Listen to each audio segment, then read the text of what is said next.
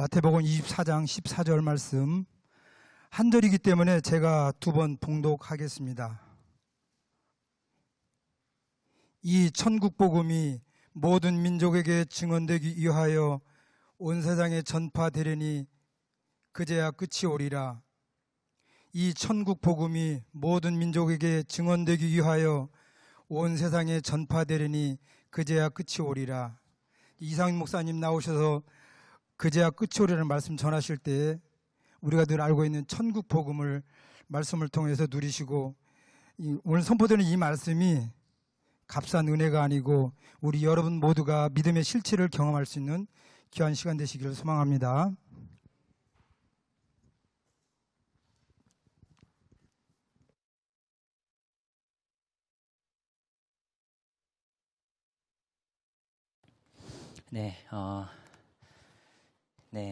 읽으신 본문 가지고 그제야 끝이 오리라라는 말씀으로 제목으로 말씀을 전하도록 하겠습니다.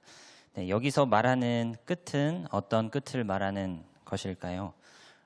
오늘 본문이 속해 있는 마태복음 24장은 마지막 때, 종말의 때에 관한 말씀이라 할 수 있습니다. 때문에 오늘 읽으신 14절에서 말씀하시는 이 끝은 예수의 재림으로 인한 세상의 종말, 우주의 종말을 말하는 것이라 볼 수 있습니다. 본문을 보시면 어떻게 끝이 온다고 말씀하고 계신가요? 어떻게 하면 끝이 그제야 올 것이다 라고 말씀하고 계신가요?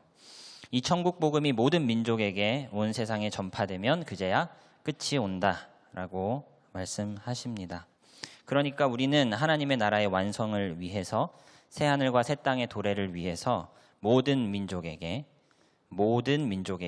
복음 전파하기를 힘써야 할 것입니다. 이러한 취지에서 미전도 종족을 파악하는구나 라는 생각이 들었습니다. 미전도 종족의 정의를 살펴보니 복음주의적 그리스도인의 숫자가 2% 이하인 인종 집단, 인종 언어학적 집단이 미전도 종족이다. 종족의 2%에도 그리스도인이 미치지 못하면 그 종족은 미전도 종족이다. 그래서 그런 지역에 이왕이면 선교사를 파송하려면 이왕이면 그 미전도 종족에 집중적으로 파송하여 복음을 듣지 못한 종족이 하나도 없게끔 하자라는 것이겠죠. 1989년 로잔 마닐라 선교 대회에 이 미전도 종족이 관심을 받기 시작을 했고, 2000년 조사에 따르면 3,000개였던 미전도 종족이 작년 2019년에 3,000개가 몇 개로 줄었을까요? 260개가 되었다고 이렇게 보고가 되어 있는 것을 보았습니다. 그러면서 2019년 작년 기준이니까 2020년이 되면 260여 종족에게 복음이 전해져 전 세계의 복음화율이 0%인 곳은 없어질 것으로 전망한다라고 2019년 6월 18일자 기독신문에서 그러니까 2020년이 되면 복음화율이 0%인 곳은 없어지니까 2020년은 우리 주님이 오시는 해가 되지 않을까, 이렇게 제가 말해도 될까요? 그런데 이것이 기사의 내용의 전부가 아닙니다. 2020년 10월에 선교대회가 열릴 거래요. 그런데 그 선교대회의 목표는 복음화율이 0.1%도 안 되는 4,738개의 종족들을 집중적으로 선교해서 복음화율을 2%로 만듭시다 라는 것이 그 10월에 열릴 선교대회의 의제이고 목표다.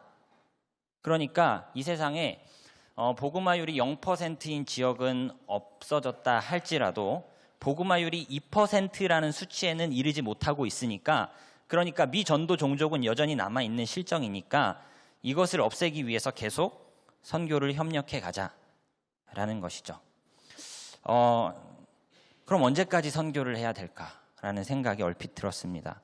0%만 넘기면 우리 주님 오시는 거 아니었습니까? 미전도 종족을 정의하는 기준 복음화율 2%라는 이 숫자 누가 정했습니까?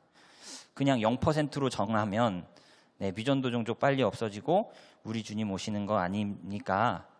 이렇게 생각하실지도 모릅니다. 인간이 기준을 세워놓고 미전도 종족 없앴습니다, 주님. 이제 재림하시죠. 라고 감히 말해도 될까요? 2% 미만인 곳에만 우리 선교합시다. 앞으로 98%가 무슬림이어도 선교사 보내지 맙시다. 이렇게 선교 계획을 짜도 괜찮을까요? 그러면 한참 남았네요, 목사님. 그러니까 적어도 우리 주님은 내일은 안 오실 것 같아요. 이렇게 생각하면 될까요? 우리가 모든 민족에게 복음을 전하느냐 그렇지 않느냐에 따라서 우리 예수님의 재림의 시기를 예상하고 심지어 조절할 수 있다라고 생각한다면 뭔가 크게 오해하고 있는 것입니다. 재림의 날짜와 시간은 누구도 모른다? 아들도 모른다. 마태복음 24장에 이런 말씀이 있습니다. 합독하겠습니다. 시작.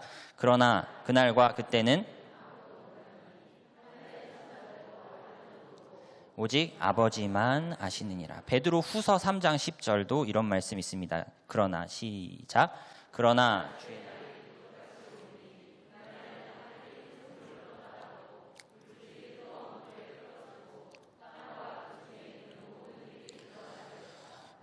재림의 시각과 날짜는 심지어 하나님의 아들인 예수님 자신도 모른다고 하셨고 그날은 도둑같이 올 것이니 그날이 언제 와도 이상하지 않을 만큼 우리는 준비되어 있고 깨어 있어야 합니다라고 생각하시면 되겠습니다.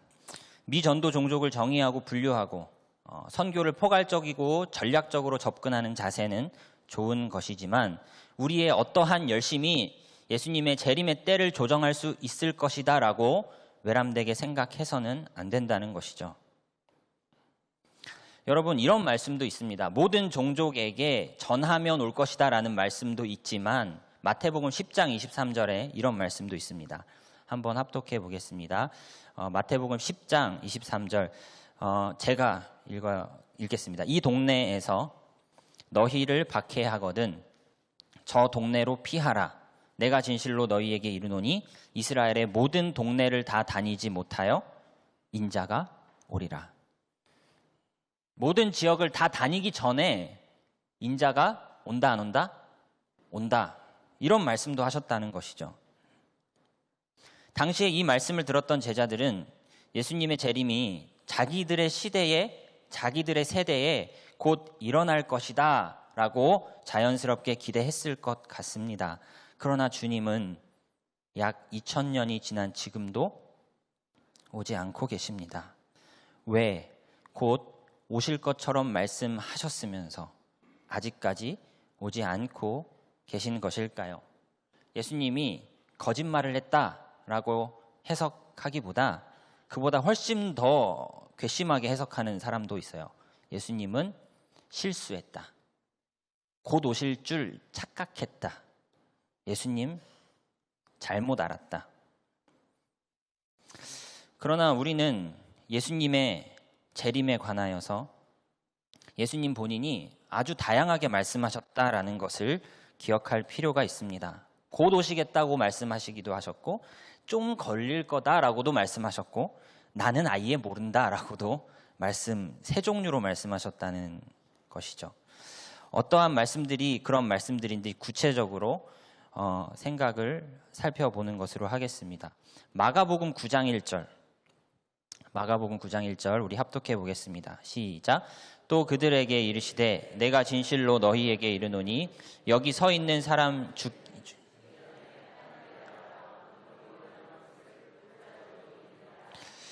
여기서 우리가 핵심적으로 던져야 할 질문은 하나님의 나라가 권능으로 임한다는 것이 곧 예수님의 재림을 의미하는 것이냐라고 질문할 수 있겠습니다. 여기 서 있는 사람들이 죽기 전에 하나님의 나라가 권능으로 임한다라는 이 권능으로 임하는 것이 꼭 예수님의 재림을 의미하는 것이냐? 이 9장 1절 이후에 바로 변화산 사건이 벌어지죠. 예수님이 몇몇 제자들과 함께 산에 올라갔는데 제자들이 보는 앞에서 변형되시고 옷이 광채가 나고 세상에서 빨래하는 자가 그렇게 희게 할 수 없을 만큼 매우 희어지는 이 사건이 하나님의 나라가 권능으로 임한 사건이다. 변화산 사건이 하나님의 나라가 권능으로 임한 사건이다 라고 볼 수도 있고요.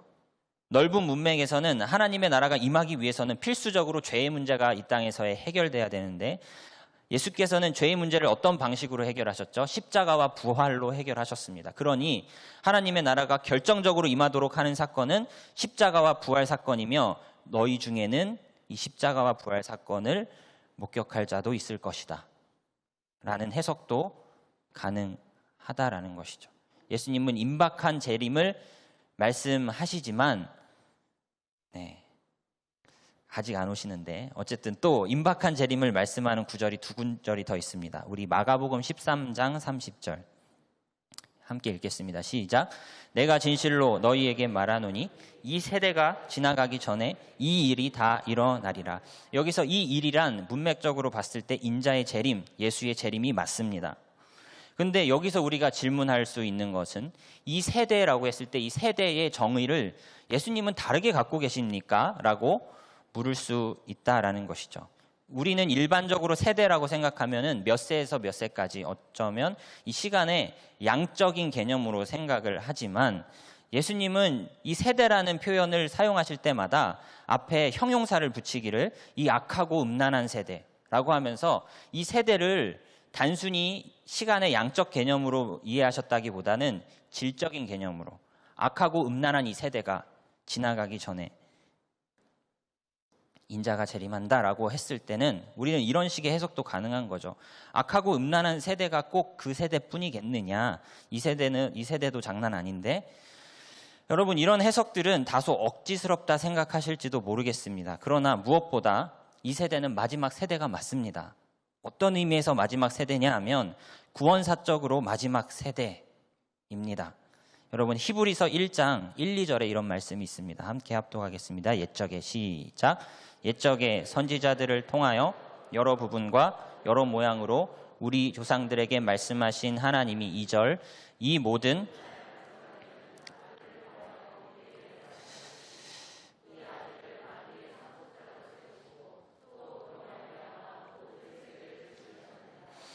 아들이 최종 계시입니다. 아들로 계시를 했다면 하나님이 그 최선을 다해서 끝판왕의 계시를 준 겁니다. 더 이상의 계시는 주어지지 않습니다. 더 이상의 선지자는 일어나지 않아요. 최종 계시가 아들을 통하여 주어진 이 세대가 구원사적으로 마지막 세대라는 것이죠. 더 이상 다른 구원의 정보는 우리에게 새롭게 추가적으로 주어지지 않을 것이기에 우리는 마지막 시대를 사는 마지막 세대라고 할 수 있다는 것이죠. 임박한 재림을 말씀하시는 세 번째 구절, 우리 마태복음 10장 23절, 오늘 아까 살펴본 본문인데 함께 합독하겠습니다. 마태복음 10장 23절 시작. 이 동네에서 너희를 박해하거든 저 동네로 피하라. 이스라엘의 모든 동네를 다 다니지 못하여. 이 말씀은 마땅한 해석을 내놓기가 어려운 말씀인 것으로 보입니다. 여러 신학자들이 저마다 다양한 입장을 내놓았지만 어느 것 하나 마음을 시원케 하는 구절을 찾기는 어려워 보입니다. 바울 신학자의 신학자로 최고봉의 한 사람으로 꼽히는 헤르만 리델보스가 이런 해석을 내놓았어요. 복음을 전하면 박해를 당하는데 너희가 박해를 당해도 피할 곳은 항상 예비되어 있을 것이다. 그러니까 이 말씀을 그렇게 보자는 거예요. 이스라엘 동네만 봐도 박해를 피할 장소가 언제나 있을 것인데 세계를 향한 선교 상황 속에도 박해를 피할 장소는 항상 내가 예비해 둘게. 그러니까 두려워하지 말고 계속해서 사명을 감당하라라는 말씀으로 이해합시다. 네. 저는 이것도 조금 이상한, 와닿지 않는 해석입니다. 그냥 심플하게 예수님은 곧 오실 것처럼 말씀하셨습니다. 이렇게 기억하셨으면 좋겠습니다. 그런데 아직 안 오셨다는 거죠. 예수님은 곧 오시겠다고만 말씀하지 않으셨어요. 좀 걸릴 거야 라고도 말씀하셨습니다. 마태복음 24장 14절 함께 합독합니다. 시작. 이 천국 복음이 모든 민족에게 증언되기 위하여 온 세상에 그제야 끝이 온 세상에 복음이 전파되려면 좀 시간이 걸리지 않겠니? 라고 볼 수 있지 않느냐. 뭐 이런 말씀으로 꼽힌다는 거죠. 이렇게 어느 정도 지연된 재림을 말씀하시는 것 같은 구절이 몇 개가 더 있는데 우리 마태복음 25장 19절 달란트 비유에 나오는 구절인데 읽어보겠습니다. 시작. 오랜 후에 그 종들의 주인이 돌아와 그들과 결산할세. 각각의 다른 분량의 달란트를 맡기고 주인이 어느 정도 이익이 벌릴 때까지 오지 않습니다. 어느 정도의 시간이 걸린 이후에 오죠. 심지어 열처녀 비유를 생각해 보시면 신랑이 오기로 한 타이밍이 자꾸 안 와요. 그래서 막 기름이 떨어지고 막 잠이 오고 막 소동이 벌어지죠. 또한 마가복음 13장 7절에 이런 말씀이 있습니다. 마가복음 13장 7절 시작. 난리와 난리의 소문을 들을 때에 두려워하지 말라. 이런 일이 있어야 하되 아직 끝은 아니니라. 세상에 난리가 일어난다고 해서 반드시 종말이 올 것이다 단언할 수는 있다 없다? 없다라는 것이죠. 예수님 속 시원하게 마태복음 24장 36절에 이렇게 말씀하셨죠. 그러나 그날과 그때는 아무도 모르나니 하늘의 천사들도 아들도 모르고 오직 아버지만 아신다. 예수님 그럼 진작 이렇게 말씀하시지. 예수님께서 왜 이렇게 다양하게 말씀을 주신 것일까요? 모범생처럼 해석을 하면 임박한 재림에 관한 말씀을 보면 야 나태하지 마라 이런 교훈으로 받아야 될 것이고 지연된 재림에 관한 말씀을 대할 때면 야 너 조급해하지는 마라 좀 걸릴 수 있다. 그리고 야 모르겠다라는 말씀을 대할 때면 항상 깨어 있어야 하겠구나 라고 받으면 좋겠습니다. 나태하지 말고 조급해하지 말고 항상 깨어 있어라.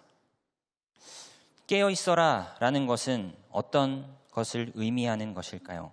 잠을 자지 말라는 말씀일까요? 열처녀 이야기 보면은 슬기로운 처녀, 미련한 5처녀 있는데 다 잠은 잡니다. 갑자기 들이닥치죠, 신랑이. 이 마태복음 25장 5절을 제가 삽입했는데 한번 눈으로 확인해 보겠습니다. 마태복음 25장 5절.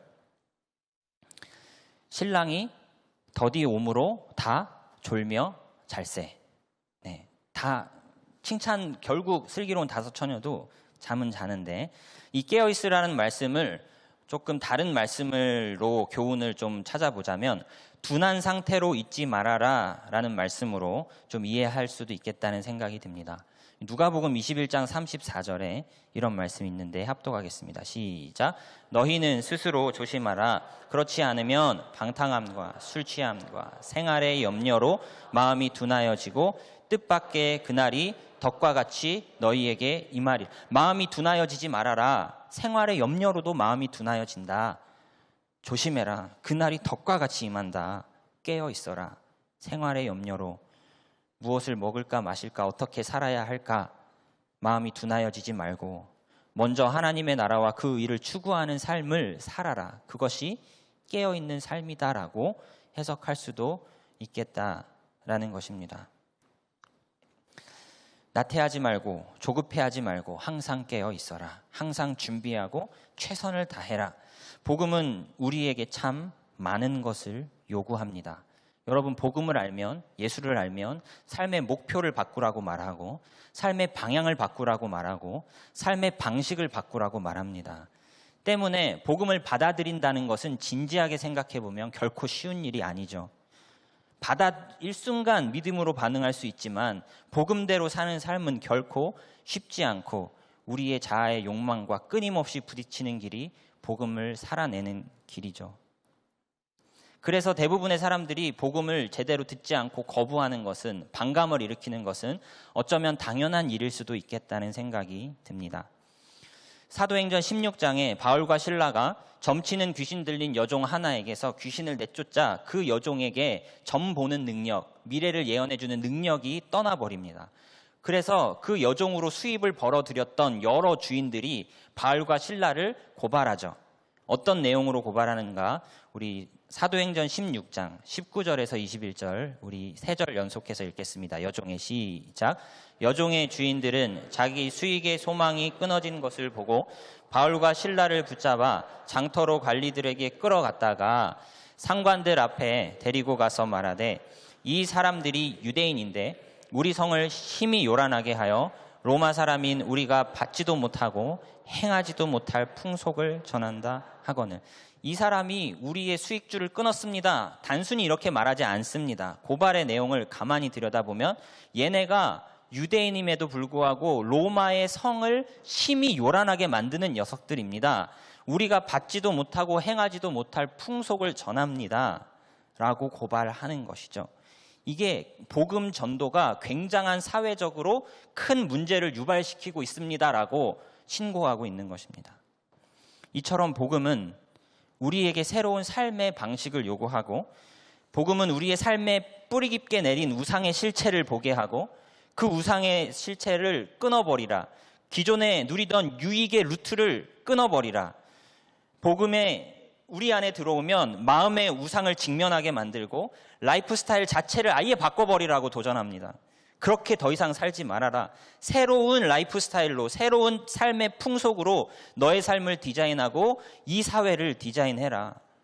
개인의 라이프 스타일을 바꿀 뿐만 아니라 사회 전체가 복음의 빛 아래 비추어 봤을 때 새로운 풍속으로 재건설되어야 한다라는 것이 복음 전도가 우리에게 말하는 요구라는 것이죠.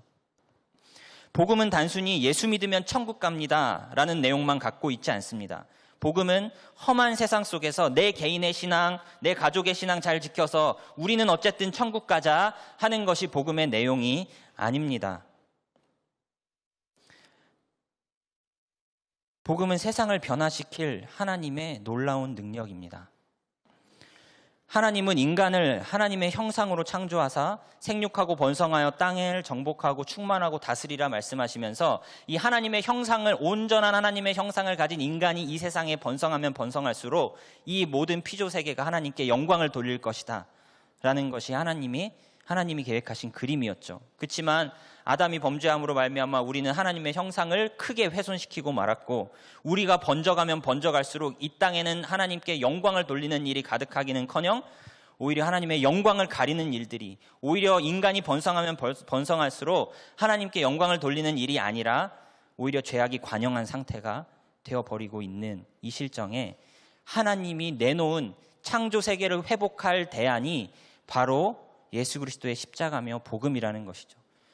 누구든지 복음을 알고 하나님의 형상이 회복되면 그 영혼만 쏙 빼서 천국에 데려가는 게 하나님의 플랜이 아니라 너로 말미암아 온 세상이 변화되는 것, 그것이 하나님의 계획인 것이죠. 복음은 내면의 평안을 가져오기 위한 개인의 이기적인 도구가 아니라 온 세상에 샬롬을 가져오기 위한 하나님의 강력한 도구이자 무기가 바로 복음입니다. 우리가 이 복음을 끌어안고 나만 살려고 하면 안 된다는 것이죠. 복음을 아는 자가 세상을 보고 어디에 소금이 필요하고 어디에 빛이 필요한지 침투에 들어가야 한다는 것이죠. 코로나 사태로 인하여 교회는 예배의 본질에 대하여, 교회됨의 본질과 사명에 대하여 고민하지 않을 수 없게 되었습니다. 교회는 그동안 등한시하였던 사회적 책임에 눈을 떠야 하며 복음의 이 공공의 가치를, 복음의 공공성에 우리가 눈을 떠야 할 때입니다. 교회가 자신만의 거룩함을 유지한다고 세상과 벽치고 자기들만의 천국을 이룩하는 것이 아니라 우리가 어떻게 하면 이 어지러운 세상을 이롭게 할까? 우리가 어떻게 하면 이 지역의 빛과 소금이 될까? 어떻게 하면 이 나라가, 이 지역사회가 좀 더 하나님의 나라와 가까워질 수 있을까? 국가의 복지에 혜택도 미치지 못하는 소외된 이웃은 내 주변에 없는가? 세상의 사고방식과 계산기로는 도저히 하지 못할 일들을 복음을 아는 자들이 감당해내고 복음으로 세상에 새로운 가치와 구조를 가르쳐주고 부여하는 일들, 교회가 감당해야 할 일들이라는 것입니다. 코로나 사태는 교회의 방향성을 더 이상 자기 중심적으로 잡아서는 안 된다라는 것을 교훈해주고 있습니다. 사회적 책임을 같이 지고 그들과 함께 울고 그들과 함께 웃고 우는 세상이 감당할 수 없고 이해할 수 없는 그리스도인들, 사랑의 빛을 비추는 공동체가 되어야 하겠다는 것입니다. 복음은 우리에게 많은 것을 요구하죠. 한 사람을 살릴 뿐만 아니라 사회를 바꾸라고 도전합니다.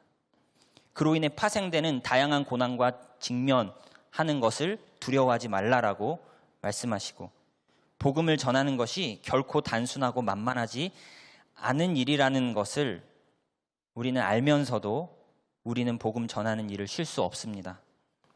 그것이 왜냐하면 복음만이 그 한 영혼의 희망이고 복음만이 이 나라의 소망임을 믿기 때문입니다. 깨어있어 신랑 오기를 준비하며 기다리라 라는 주님의 요청은, 야, 주님 오시면 한 방에 해결될 것이니까 너희는 기다리고만 있어, 이런 말씀으로 받아서는 안 될 것입니다.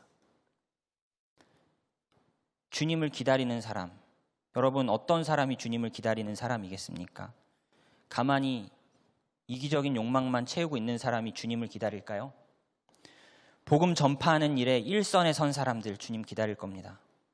복음 전파로 인해 한 몸으로 고난을 다 겪고 있는 사람들 주님 정말 기다릴 거예요. 복음이 희망이고 복음이 진정한 사랑이기 때문에 전하지 않을 수 없어서 오늘도 전하는 그 사람의 마음이 정말 인자의 오심을 간절히 사모하는 사람일 것입니다. 그러나 여러분 이상하죠? 복음 전도의 일선에 서보면 두 마음이 생깁니다. 주님이 빨리 오셔야겠다라는 마음과 주님 그래도 저 사람 믿고 오시면 안 됩니까? 주님 좀만 더 저에게 시간을 주시면 안 됩니까? 주님 좀만 더 더디 오시면 안 됩니까? 하는 상반되는 두 마음 말입니다. 베드로후서 3장 9절에 이런 말씀이 있습니다. 합독하겠습니다. 시작. 주의 약속은 어떤 이들이 더디다고 생각하는 것 같이 더딘 것이 아니라 오직 주께서는 너희를 대하여 오래 참으사 아무도 멸망하지 아니하고 다 회개하기에 이르기를 원하시는, 주님 좀만 더 참아 주십시오. 이 사람은 꼭 죽기 전에 내가 예수 믿게 하고 싶습니다. 이 사람 믿어야 합니다. 주님 은혜를 베풀어 주십시오. 주님 저에게 지혜와 사랑의 마음, 구령의 열정을 더하여 주셔서 크신 자비 베푸사 저 영혼이 주님께 돌아오는 것 제가 보게 하여 주옵소서. 우리는 간절히 기도하여야 할 것입니다. 말씀을 정리하겠습니다. 코로나 사태는 우리로 하여금 예배의 본질, 교회의 본질, 교회의 사명, 우리의 사명이 무엇인지 다시금 돌아보게 하는 것 같습니다. 교회가 복음의 참된 의미를 깨우쳐 나만 사는 복음이 아니라 우리를 살리는 복음이요, 영혼만 살리는 복음이 아니라 이 사회와 나라를 살리는 복음이라는 것을 다시 직면해야 할 때입니다. 복음을 아는 자가 여러분 얼마나 매력적인지요. 복음을 아는 자가 얼마나 희생적이고 또한 겸손한지요. 교회가 자기들만을 생각하는 것이 아니라 사회를 생각하고 국가의 손이 닿지 않는 곳에 사랑과 재정을 지속적으로 흘려보내서 열방교회가 우리 지역에 있어서 우리 지역 사회는 그래도 안전하고 든든하다.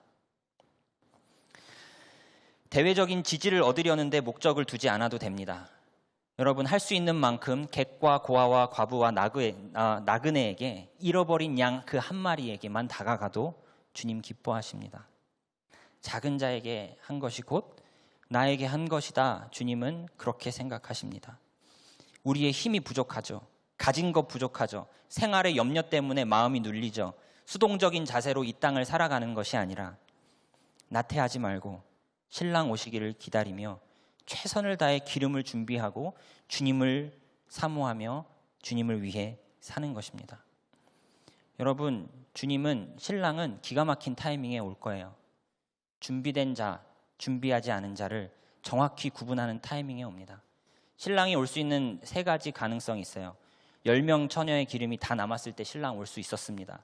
그리고 10명의 기름이 다 떨어졌을 때 신랑 올 수도 있었어요.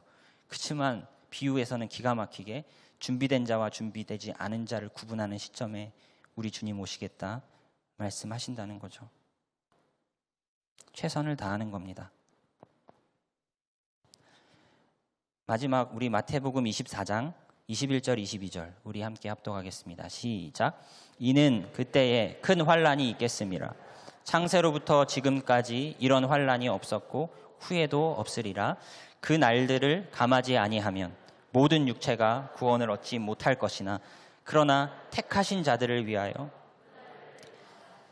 하나님은 택하신 자들을 정확히 구분하여 구원해낼 타이밍에 오실 것입니다.